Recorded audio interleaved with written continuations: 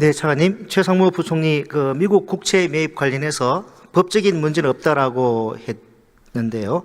공직자로서 범죄만 아니면 된다는 식의 그 낮은 윤리의식에 말문이 막힙니다.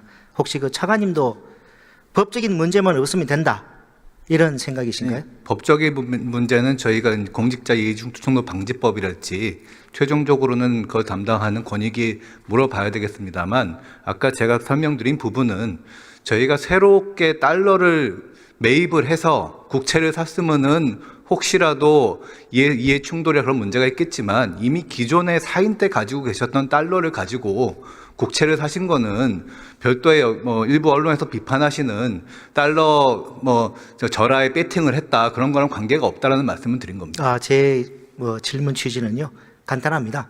법적인 문제만 없으면 된다라고 차관님도 생각하십니까? 그렇게 생각하지는 않으시겠죠? 아니 그렇죠. 당연히 법적에 저희가 경제를 책임지는 부처니까 법적인 문제 아니더라도 이 문제가 있는 일을 해서는 안 되겠죠. 윤리적인 부분도 중요하지 않습니까? 동의하시죠? 윤리라기보다는 이제 그 이해 충돌의 여지가 있는지 없는지 부분은 저희 나름대로 판단을 했다라고 생각하고 있습니다. 자, 좀 더 물어보겠습니다. 자, 법적인 문제 없다고 단정할 수는 있습니까? 최종적으로는 저희가 의원님 지적하시면은 공직자 이해충돌 방지법을 담당하는 권익위에 최종적으로 한번 확인토록 하겠습니다. 그러시군요. 먼저 말씀을 해주시네요. 자, 경제부총리는 일상적으로 경제 전망이나 국제 경제 동향에 대한 정보를 보고받고 있죠. 네, 그렇습니다. 따라서 그러한 정보를 보고받고 재산상 이득을 취하기 위해 미국 국채에 투자했다고 하면 이해충돌 방지법 위반에 해당할 수가 있는 것이고요. 조금 전에 차관님 먼저 답을 해주셨는데, 그 조사하기 전에는 이해충돌 방지법 위반이 아니다라고 단정할 수 없기 때문에 관련한 조사가 필요한 것이고, 좀 전에 국민권익위원회 조사 의뢰도 좀 고려를 하실 수 있다는 거네요.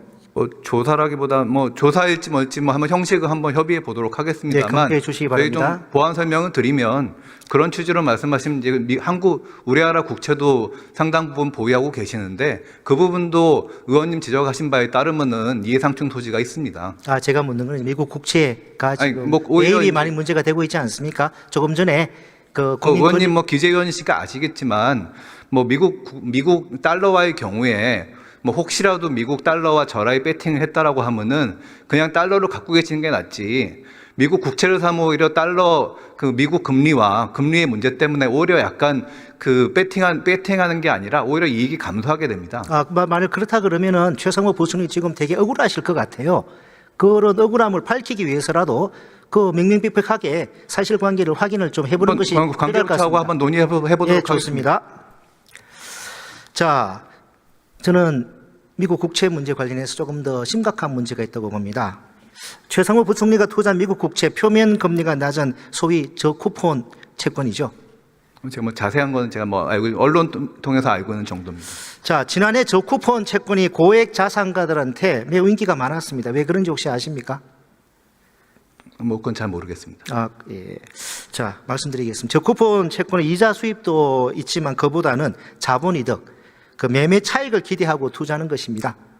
그런데 지금 우리나라 지금 채권 매매 차익 과세합니까, 안 합니까? 안 하고 있습니다. 근데 도입하려다가 작년에 폐지가 된 금융투자소득세가 예정대로 만일에 올해 1월부터 시행이 됐다 그러면 채권 매매 차익 과세가 되지요? 예, 그렇습니다. 자, 그렇다면 최상무 부총리는 작년 중순에 미국 국채 매입했다고 일단 언론을 통해서 알려지고 있는데, 그 당시에 최상무 부총리 금융투자소득세 도입하면 안 된다고, 폐지해야 된다고 아주 강력하게 주장하고 있었을 때입니다. 알고 계시죠? 그때 기재위에서 계속 제가 거기에서 비판적으로 질의를 하지 않았습니까? 알고 계시죠? 자, 그럼 결과적으로 최상무 부총리는 금투세 폐지에 아주 길을 쓰고 이렇게 강하게 입장을 밝히고 선두에 서셔서 금투세 폐지가 됐고, 결과적으로 세금을 갖다가 원래 내야 되는데 안 내게 됐습니다. 이득을 보게 된 거 맞죠? 의원님 그렇게 지적하시면 그렇을지 모르겠습니다만, 의원님 잘 아시겠지만 공직자들은 사실상 주식, 부동산, 가상자산 부분에 투자를 못하게 돼 있습니다. 그러면은 의원님 말씀하신 대로 하면은 고위공직자는 예금만 해야 된다라는 취지로 저희는 이해가 되는데, 그거는 좀 무리한 부분 아닐까요? 자, 조사를 갖다가 하신다고 할 용의가 있다는 취지로 말씀하셨으니까 아까 전에 그것도 한번 조사를 해보시고. 예, 알겠습니다. 근데 제가 묻는 질문, 금융투자소득세 작년에 최상목 부총리 폐지해야 된다고 입장을 일관되게 견지를 하셨고, 그 결과 금융투자소득세 폐지가 되었고 올해 1월 1일부터 시행될 게 시행되지 못했습니다. 맞죠? 예, 그렇습니다. 그리고 금융투자소득세가 시행이 됐다면 최상목 총리가 매입한 미국 국채 관련한 매매 차익이 생기면 과세가 될 수 있었는데 과세가 안 된 건 사실이죠? 뭐 그렇게 좀 질의하시면 그 부분은 있지만 전체 가지고 계신 유동자산 중에 한 20% 정도가 미국 국채이고 나머지는 예금과 한국 국채입니다. 제가 묻는 답에 뭐 이렇게 약간 답변을 이렇게 빙빙 돌리고 그러니까 계시는데 전체 모든- 세금을 갖다가 내야 될 뻔했는데 예. 금융투자소득세가 폐지되는 바람에 채권 매매 차익이 생기더라도 세금 안 내게 된 거는 맞죠?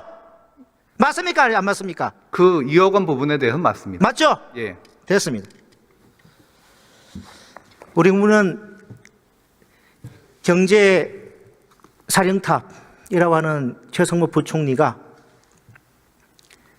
미국 국채 매입을 해서 이 사적인 이익을 추구한 이런 모습에 대해서 참 많은 실망과 분노를 느끼고 있을 것 같습니다. 참으로 뻔뻔하다 이렇게 생각하실 거로 생각합니다. 최상무 부총리가 재임 중에 미국 국채에 투자한 것은 여러모로 하지 말았어야 할 일입니다. 그리고 최상무 부총리는 정작 해야 할 일은 또 하지 않았습니다. 예, 들어가셔도 좋습니다. 헌법재판소 사무처장님 나와 주시기 바랍니다.